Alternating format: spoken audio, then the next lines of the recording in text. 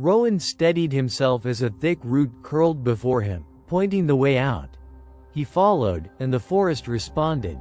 Branches shifted, leaves whispered, and roots cleared his path.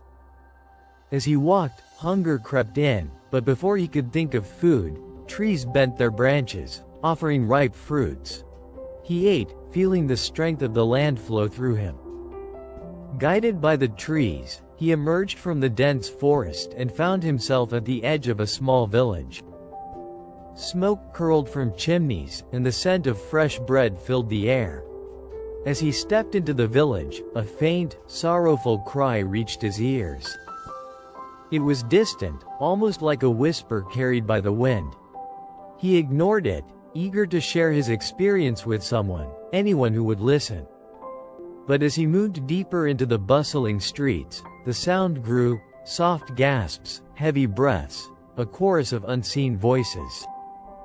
Fatigue weighed on him, and he dismissed the eerie sensation, pushing forward toward home. When he arrived, he was met with an unexpected sight. His house, once plain, was now embraced by lush trees, their branches adorned with radiant flowers exuding a heavenly fragrance. It felt alive, welcoming, as though the forest itself had followed him. Stepping inside, silence greeted him. The faint rustle of leaves outside was the only sound. Of course, he reminded himself, there is no one here. He had lived alone for years, but tonight, the emptiness felt different. Not hollow, but watchful. As if unseen eyes lingered in the corners, listening. Shaking off the unease, Rowan wasted no time. He had no one to tell, only himself. He grabbed a recorder and spoke, capturing every detail of his journey, from the whispering roots to the vision they had granted him. Exhaustion soon overtook him. As he lay in bed, the cries from earlier still echoed faintly in his mind. And then, just before sleep claimed him, he realized. The voices weren't from people. They were from the trees. Lay awake, the voices of the trees whispering in his mind. At first, it was a disjointed murmur, but then something changed.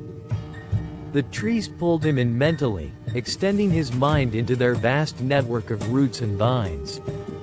Suddenly, he grasped the horrifying truth. For so many years, the world had been bleeding. Forests were stripped bare, rivers poisoned, and species reduced to echoes in the land's memory. Humanity had witnessed it all, ignored it, and even contributed to the destruction. Yet the trees sought not revenge, but survival and restoration. Rowan sat in stunned silence. He had always known, but seeing it through the earth's eyes was unbearable. Exhaling shakily, he wondered, how do I even begin to fix this? This wasn't a new issue, it was a festering wound. But the trees had chosen him, and he couldn't ignore their call. Determined, he grabbed his phone and reached out to every activist, scientist, and environmentalist he knew. This time, they would fight together.